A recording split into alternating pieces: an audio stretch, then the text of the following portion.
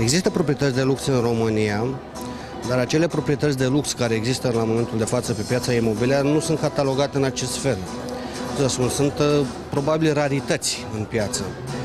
Noi ne-am învățat să catalogăm proprietățile de lux, proprietățile care sunt scumpe, care ies din baremul proprietăților normale, adică dacă tot ce depășește 65.000 trebuie să fie o proprietate de lux după conceptul unora.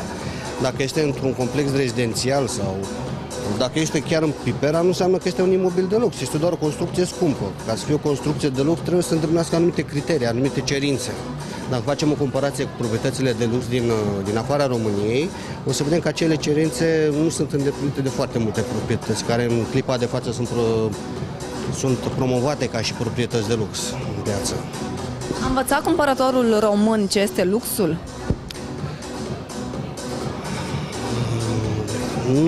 Nu în totalitate.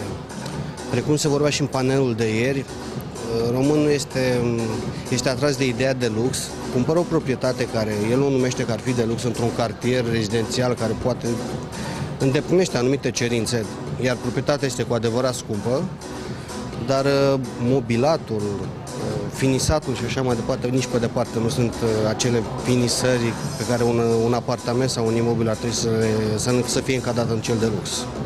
Este perioada prin care trecem o oportunitate pentru cei care caută prețuri bune, de proprietăți de lux la prețuri bune? Da, pot să spun că da. Și o să continue această perioadă.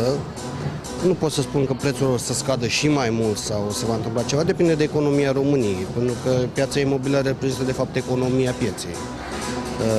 Sunt prețuri bune, mult mai mici decât erau în anii anteriori, iar dacă cineva găsește cu adevărat o proprietate care să fie de lux, chiar se merită să o cumpere, pentru că nu mai este niciun caz la prețul care era în 2007 sau 2008. Din cunoștințele dumneavoastră, cei care cumpără în această perioadă proprietăți foarte scumpe, o fac cu banii cash în general sau cu credite? Când vorbim de case foarte scumpe, ne referim la proprietăți care sunt de ordinul sutelor de mii de euro. Nu cred, sau milioane, da, pentru că în general când vorbim de un imobil pe Chiselev, să spunem, deja nu mai vorbim de 100 de mii, vorbim de milioane de euro. Da, aceștia probabil că nu, cum să vă spun, într-o proporție de 90% sunt cu cash, adică au fonduri proprii. A fost piața imobiliară de lux mai puțin afectată decât restul pieței imobiliare? Nu, toată piața a fost afectată, pentru că nu putem să vorbim că piața de lux este o piață total separată. Sunt și acum vânzări pe piața de lux, dar nu mai sunt cele care erau înainte. Pentru că oamenii care aveau banii să cumpere astfel de proprietăți au fost afectați într-un fel sau altul de criza economică. Pentru că ei cumpărau dintr-un business care îl aveau, iar probabil că acum și businessul pe care ei îl aveau a fost afectat de criză. Are șanse mai mari această piață să-și revină mai repede după finalizarea crizei? Pe finalizarea crizei toată piața își va reveni. Dacă omul are putere de cumpărare, va cumpăra.